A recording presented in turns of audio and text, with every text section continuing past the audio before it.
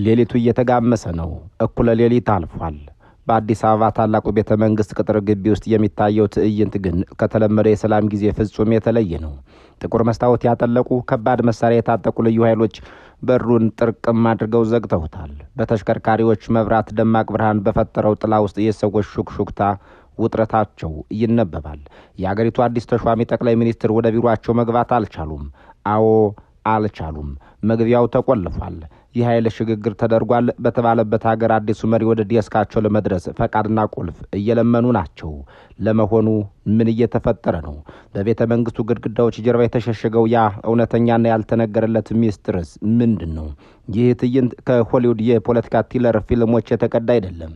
እዚህቹ አዲስ አበባ ውስጥ ከ10 ዓመታት በፊት የተከሰተ ነገር ግን እስከ ዛሬ ድረስ በብዙዎች ዘንድ በዝምታ የታለፈ እውነተኛ ክስተት ነው። ይህ መሰናዶ የአንድን አገር ዕጣ ፈንታ በአስገራሚ ሁኔታ የቀየረ የስልጣን ጥማትና የሟች መሪ ጥላ አገርን እንዴት አንቀጥቅጦ እንደያዘ የሚያሳይ አስደንጋጭ እውነታ ነው። ህዝቡ በየመንገዱ በሐዘንና በለቅሶ እየተናወጠ የመሪውን ሞት ተከትሎ ስለ ወደፊት ዕጣ ፈንታው ሲጨነቅ፣ እዚያ ከፍታ ላይ ባለው ቤተ መንግስት ውስጥ ግን ፍጹም የተለየ ጦርነት ተከፍቷል። የቀድሞ ጠቅላይ ሚኒስትር ባለቤት ወይዘሮ አዜብ መስፍን ከዚህ ቤተ መንግስት አልወጣም በማለት የበረዶ ግድግዳ ሆነው ቆመዋል። አዲሱ ጠቅላይ ሚኒስትርም በገዛ ስልጣናቸው በገዛ ሀገራቸው በራሪ ስደተኛ መስለው ከፕሬዝዳንቱ ጽህፈት ቤት ሆነው በጊዜያዊነት እንዲሰሩ ተገደዋል። ነገር ግን ታሪኩ በዚህ ብቻ አያበቃም።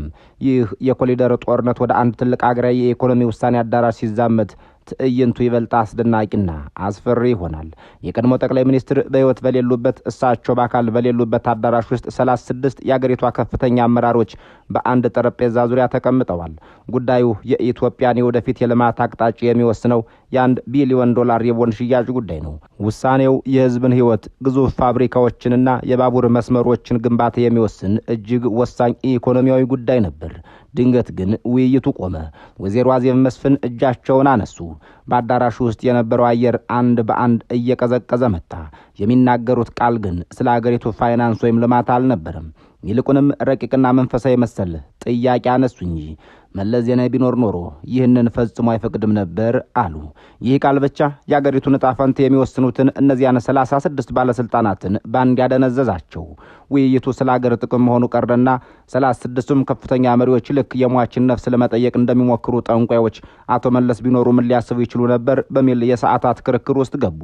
የአገር ዕጣ ፈንታ፣ የህዝብ ህይወት፣ የቢሊዮን ዶላር ኢንቨስትመንት፣ ሁሉም ነገር በአንድ የሟች መሪ ራዕይ በሚል ድንጋጌ ጠረጴዛው ላይ ጣሉት። ዛሬ ከዓመታት ድብቅነትና ዝምታ በኋላ ያንን በወቅቱ በካድሬዎችና በመንግስት ሚዲያ የተሸፈነውን በቤተ መንግስቱ ወፍራም ግንቦች ጀርባ የተጫወቱትን አስደንጋጭ የፖለቲካ ድራማ ሙሉ በሙሉ ወደ ብርሃን እናወጣዋለን። ውድ የዚህ ዝግጅት ተከታታዮች እስከ ዝግጅታችን ፍጻሜ አብራችሁን ቆዩ።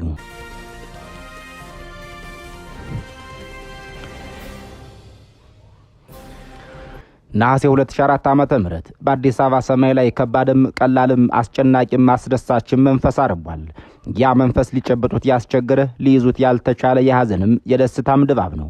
የአገር መሪ የአብዮታዊ ዲሞክራሲው ቁንጮ የመንግስት መሐንዲስ የነበሩት አቶ መለስ ዜናዊ ድንገት ከዚህ ዓለም በሞት መለየታቸው ይፋ ሆኗል። ዜናው ሲሰማ አገሪቱ በአንድ እግሯ የቆመች መሰለች። ከካድሬው እምባቦይ ሰርቶ እንደ ጎርፍ እየጎረፈ ነው። ህዝቡ በድንጋጤና በሐዘን ተውጧል። ጋዜጠኞችና ተንታኞች ስለ ወደፊቷ የኢትዮጵያ ዕጣ ፈንታ ስጋታቸውን ያወርዳሉ። የመሪው የቀብር ስነ ስርዓት ታይቶ በማይታወቅ ድምቀትና የለቅሶ ጋጋታ ተፈጸመ። በዚህ ሰዓት ከንቲባ አዳነች አቤቤም ፕሬዝዳንት ሽመልስ አብዲሳም እያለቀሱ ናቸው። ነገር ግን ከዚህ ግዙፍ ሐዘንና ጩኸት ከህዝቡ እንባ በስተጀርባ በቤተ መንግስቱ ወፍራም ግንቦችና ጠባብ ኮሪደሮች ውስጥ ሌላ በወቅቱ ብዙም ያልተነገረለት ግን የኢትዮጵያን የፖለቲካ አቅጣጫ ለዓመታት የወሰን ድራማ ይወጠን ነበር። በህዝብ ፊት የሚታየው ሐዘንና በራሪ ወረቀቶች የሞሉበት የአምልኮ መሰል ዝማሬ በአንድ በኩል እያየለ በቤተ መንግስቱ ውስጥ ከፍተኛ የስሜት መናወጥና የኃይል ሽኩቻው ተቀጣጥሏል። የዚህ ድራማ ዋነኛ ተዋናይ ደግሞ የወቅቱ ቀዳማዊት እመቤት ወይዘሮ አዜብ መስፍን ነበሩ። አቶ መለስ ዜናዊ በህይወት እያሉ ከፍተኛ የኢኮኖሚና የፖለቲካ ተጽዕኖ የነበራቸው በትግራይ መልሶ ማቋቋሚያ ማህበር ውስጥም ከፍተኛ ኃላፊነት ላይ ተቀምጠው የነበሩትና የድርጅቱ የሥራ አስፈጻሚ አባል የነበሩት እኚህ ሴት የባለቤታቸውን ህልፈት ተከትሎ ከቤተ መንግስቱ ላለመውጣት ወሰኑ። ታሪክ ራሱን ይደግማል እንደሚባለው የእሳቸውን ቢተኝነት ከክፍለ ዘመን በፊት የነበረውን ታሪክ ገጽ የሚቀሰቅስ ነበር። ልክ ዳግማዊ አጼ ምኒልክ ሲያርፉ እቴጌ ጣይቱ ብጡል በቤተ መንግስት ውስጥ የነበራቸውን የበላይነትና ስልጣን ይዘው ለመቆየትና ተጽዕኖ ፈጣሪነታቸውን ለማስቀጠል እንደታገሉት ሁሉ ወይዘሮ አዜብም ከባለቤታቸው ሞት በኋላ ከቤተ መንግስቱ ላለመውጣት ፍጹም ፈቃደኛ አልሆኑም። ይህ እምቢተኝነት ግን የቤት ሽሚያ ብቻ አልነበረም። የስልጣን የክብርና የደህንነት ዋስትና ፍለጋ የተደረገ ፍልሚያ እንጂ። ወይዘሮ አዜብ ባለቤታቸው በሕይወት እያሉ የፈጠሩትን የፖለቲካና የንግድ አውታረ መረብ ጠንቅቀው ያውቃሉ። አቶ መለስ ሲሞቱ ያ ከለላና ጥላ በአንድ ጀንበር እንደተገፈፈ ተሰማቸው። በውስጥ አካላት የሚሰነዘርባቸውን ጥላቻና የስጋት መጠን ስለተረዱት ቤተ መንግስቱን መልቀቅ ማለት ራቁትን እንደ መቅረት ቆጠሩት። ለደህንነታቸውና ለፕሮቶኮላቸው እንደማይመጥኑ በመግለጽ የተሰጧቸውን 3 የተለያዩ ቪላዎችም ውድቅ አደረጓቸው። ይህ የፖለቲካ ፍጥጫና የወይዘሮ አዜብ መስፍን ከቤተ መንግስት የመውጣት እምቢተኝነት እንዲሁ ባሉባልታ ወይም በወሬ ደረጃ የተወራ ሳይሆን በወቅቱ በነበሩ ታዋቂ ዓለም አቀፍና አገር በቀል የዜና አውታሮች እንዲሁም በፖለቲካ ውስጥ በነበሩ የአይን ምስክሮችና ሰነዶች በደንብ የተደገፈ እውነተኛ ታሪክ ነው። አቶ መለስ ዜናዊ ነሐሴ 2004 ዓ.ም ካረፉ በኋላ በቤተ መንግስቱ ውስጥ የተፈጠረውን ይህንን የጸጥታና የመኖሪያ ቤት ፍጥጫ አስመልክቶ ለመጀመሪያ ጊዜ ዝርዝር መረጃውን ይፋ ያደረገው ታዋቂው የኬንያው ዴይሊ ኔሽን ጋዜጣ ነበር።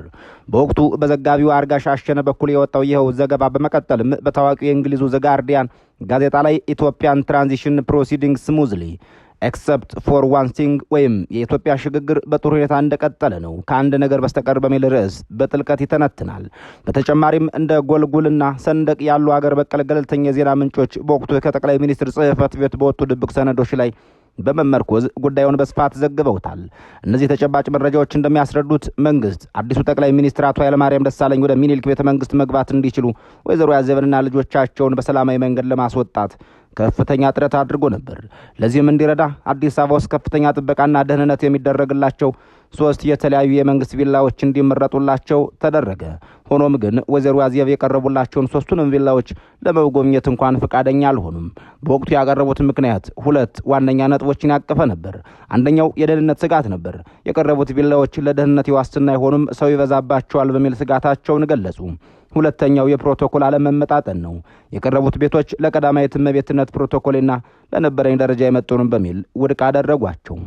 በዚህም ሳቢያ ወይዘሮ አዜብ መስፍን በታችኛው ቤተ መንግስት በኢዮቤልዩ ቤተ መንግስት ውስጥ ከፕሬዝዳንት ግርማ ወልደ ጊዮርጊስ ጎን ተጎራብተው ለመኖር ወይም ሌላ አድራሻው በይፋ የማይታወቅ ሰፊ ግቢ እንዲሰጧቸው ጠይቀው ነበር።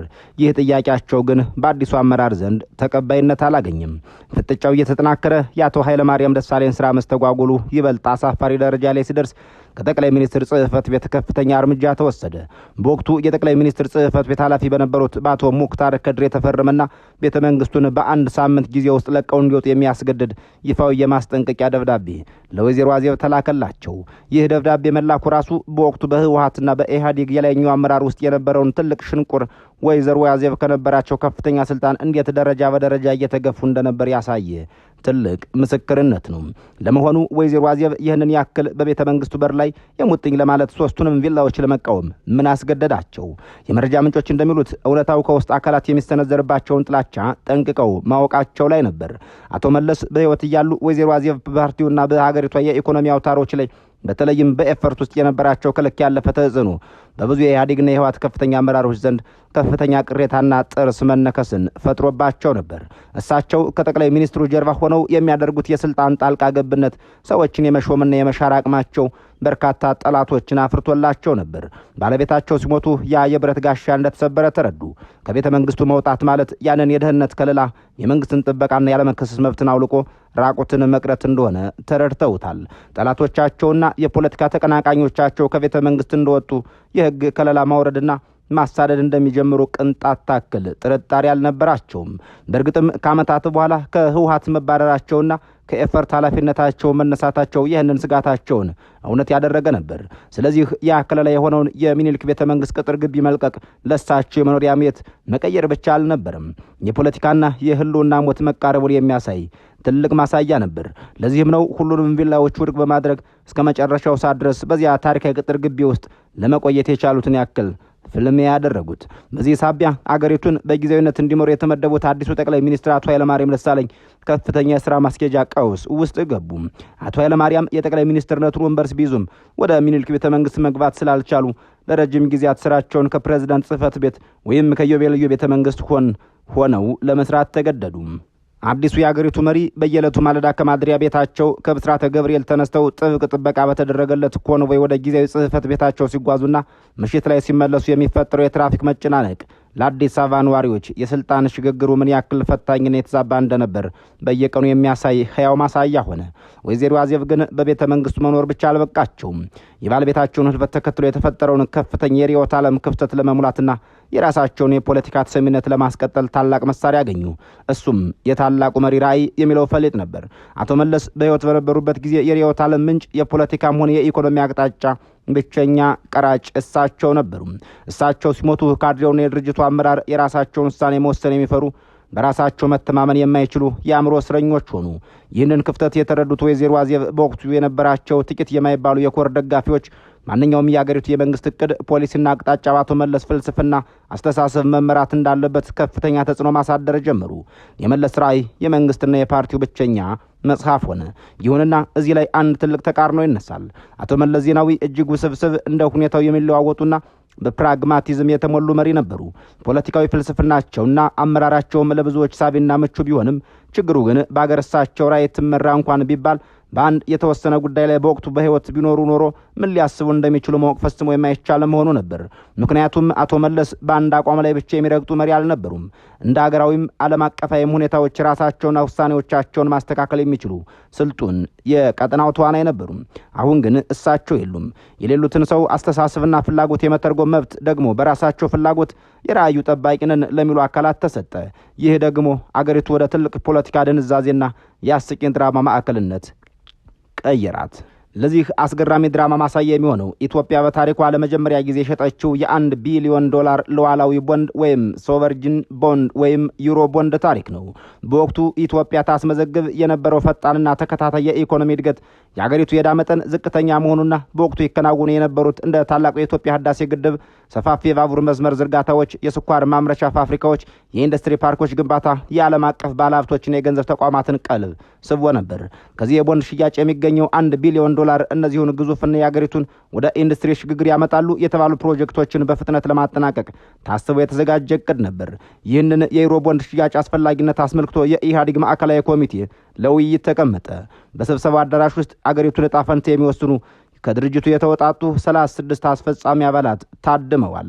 ውይይቱም በሚገባ ተጀምሮ የኢኮኖሚ ባለሙያዎችና የወቅቱ የፋይናንስ ኃላፊዎች ቦንዱ ለሀገሪቱ የሚያስገኘውን ፋይዳ፣ የሚኖረውን የውጭ ምንዛሬ ግኝትና የፕሮጀክቶችን ፍጥነት አስመልክተው ማብራሪያ ማቅረብ ጀመሩ። ነገር ግን በመካከሉ ውይይቱ ፍጹም ሌላ አቅጣጫ ያስጨበጠ ክስተት ተፈጠረ። ህወሓትን በመወከል በወቅቱ የሥራ አስፈጻሚ አባል የነበሩት ወይዘሮ አዜብ መስፍን እጃቸውን አውጥተው መናገር ጀመሩ። ድምጻቸው ሞገስና ጫና የተሞላበት ነበር። የቀረበው የቦንድ ሽያጭ እቅድ በቀጥታ መቃወም ብቻ ሳይሆን ጉዳዩን በርዕዮተ ዓለም ሰረገላ ላይ ጭነው አቀረቡት። ይህ እቅድ ፍጹም የኒዮ ሊበራል አስተሳሰብ ውጤት ነው በማለት ሞገቱም። አክለውም የአዳራሹን ድባብ በዝምታ የዋጠውን ሁሉንም ያስደነገጠውን ቃል ተናገሩት። አቶ መለስ ዜናዊ በህይወት ቢኖሩ ኖሮ ይህንን ሐሳብ ፈጽሞ አይደግፉትም ነበር። እሳቸው ይህንን የቦንድ ሽያጭ ፈጽሞ አይፈቅዱትም ነበር አሉ። ከዚህ ንግግር በኋላ በክፍል ውስጥ የነበረው አየር ተቀየረ። በአዳራሽ ውስጥ የተሰበሰቡት 36 የአገሪቷ ከፍተኛ አመራሮች ግራ ተጋቡ። የስብሰባው ዋና አጀንዳ የቦንድ ሽያጭ ለአገር ይጠቅማል ወይስ አይጠቅምም፣ የወለድ መጠኑና የመክፈያ ጊዜው ለአገሪቱ አቅም ይበጃል ወይስ አይበጅም የሚለው መሆኑ ቀረ። ይልቁንም አጀንዳው ተገልብጦ አቶ መለስ ቢኖሩ ኖሮ ይህንን ሐሳብ እንዴት ያዩት ነበር? በእርግጥስ ይቃወሙት ነበር ወይስ ይደግፉት ነበር? በሚል የፍልስፍና መንፈስ መሰል ክርክር ሆነም።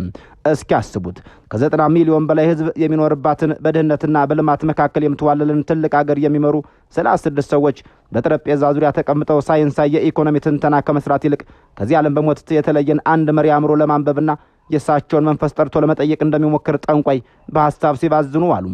የአገሪቱን ዕጣ ፈንታና የወደፊት አቅጣጫ በህይወት በሌለ ሰው ውሳኔና ያንን ውሳኔ መለስ እንዲህ ሊል ይችል ነበር ብሎ በራሱ መንገድ በሚተረጉም ግለሰብ ግትርነት ላይ ወደቀ።